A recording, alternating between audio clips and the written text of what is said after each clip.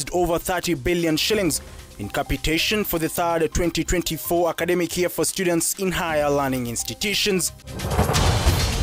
IPOA launches investigations into an incident where police were recorded clobbering a multimedia university student during protests yesterday.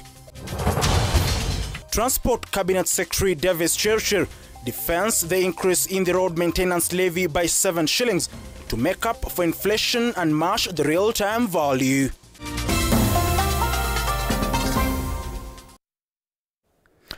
Now, thank you very much for making time just in time for K24 Evening Edition. I am Ian Keitani and our sign language interpreter is Walter Asewe.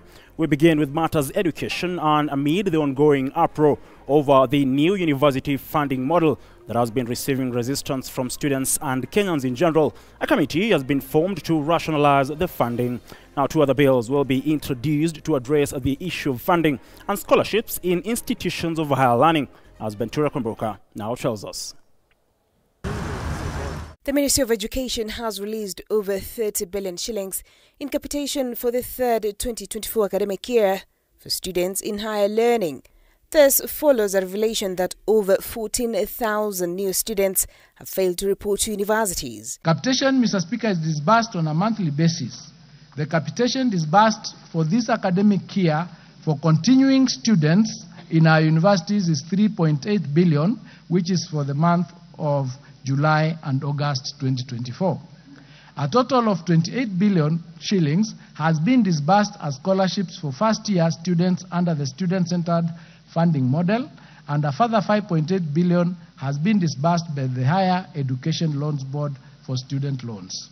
Appearing before Parliament, Education Cabinet Secretary Julius Ugembe says the current expenditure budget on education is at 27%, contrary to UNESCO's way beyond recommended 15 to 20%. You are making a speech. Put to task on the means testing instrument that has been used to band students in the controversial new university funding model, CS Ugembe had a hard time explaining to members of Parliament on the effectiveness of the model. Who were the target population for this, and what was informational on that? The information that I have is that the team that is being referred to as interfering with MTI was a team that was set up from the ministry to evaluate the efficacy of that particular model, whether it is bringing out the result that is expected. And to address this challenge, Mr. Speaker, one of the recommendations by the Working Party was to create a coordinated framework for scholarships and bursaries across all the levels of education. In this regard, we have developed 2 bills, the Basic Education Bursaries and Scholarships Bill 2024, establishing a bursaries and scholarships fund to coordinate and administer scholarships and bursaries in public education. Further, the CS vowed to solve part of the funding problem in institutions of higher learning. He says the Basic Education Bill on Scholarship and Bursaries 2024 and the Tertiary Education Placement and Funding Bill 2024 will be introduced that will grant loans and scholarships as well as placement of students. One of the recommendations by the Working Party was to create a coordinated framework for scholarships and bursaries across all the levels of education. In this regard, we have developed 2 bills. We have also developed the Tertiary Education Placement and Funding Bill 2024, which creates the Tertiary Education Placement and Funding Authority. The authority will have the mandate of placing students in tertiary institutions and granting loans and scholarships. It will also maintain a database on tertiary education, placement and funding. The bills were subjected to stakeholder validation on the 1st of March 2024 and to public participation from 28th of February 2024 to 15th of March 2024. They are awaiting cabinet approval, after which we will submit them into this House for further processing. At the same time, the CS has intimated of a committee that will look at cost of programs in various schools and rationalize to simmer down increase of fee appro. If he's aware, if he's going. Bentura Komboka, K24, Nairobi. Now, Transport Cabinet Secretary Davis Churchill has defended the ministry's decision to increase the road maintenance levy by 7 shillings from 18 to 25, despite a Mombasa High Court ruling halting the same implementation.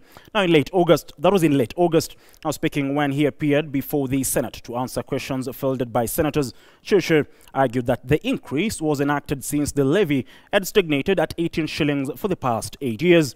He further said this was aimed at making up for the inflation and match up real-time values, as well as due to the rise of cost of roadworks over time. This massive investment, Chair, honourable members, in the road sector asset, which has been built up painstakingly over the years, has been diligently maintained, protected and preserved to ensure it preserves the citizens well, or it serves the citizens well while achieving maximum service life, return on investment and value for money. The Road Maintenance Levy Fund was established in 1993 to provide sustainable resource for the required road maintenance and has since been adjusted from time to time in accordance with needs.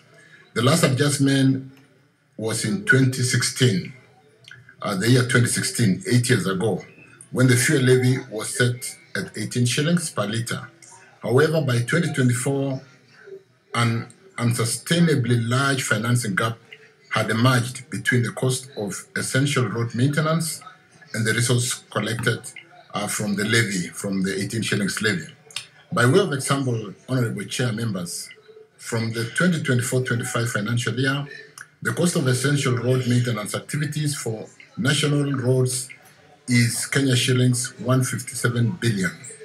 That is what we need annually. From the roads to the aviation sector, and Adani Airport Holdings has fought back against the case filed against the Adani JKIA deal, a case that led to the halting of the takeover. According to the replying affidavit, the firm says it paid 6.4 million shillings to the Kenyan government as facilitation fee for the takeover deal. Just a week after High Court Judge John Chigiti issued temporary orders stopping the JKIA takeover negotiations, Adani Group, in a replying affidavit to the case, noted that the allegations made in the case are untrue and or unsubstantiated. Adani Airport Holdings Limited now says it paid $50,000 equivalent to 6.4 million Kenya shillings to the Kenyan government for its 238 billion proposal to take over operations and conduct a facelift of the Jomo Kenyatta International Airport.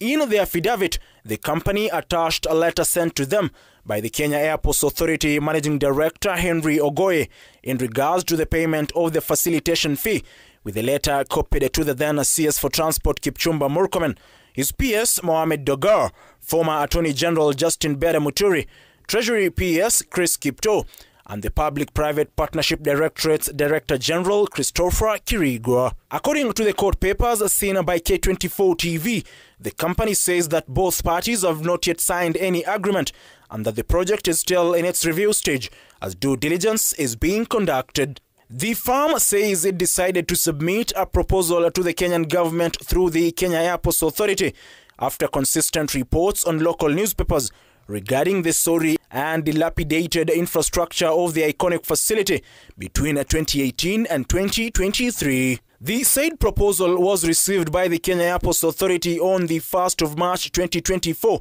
and the company also provided the necessary pre-approval documents needed, including tax compliance documents and financial documents to aid the PPP Directorate. Adani now want the case to be dismissed, saying the allegations made by the petitioners do not hold any water.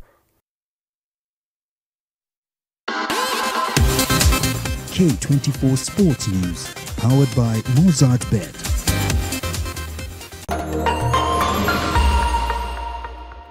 Back to the future.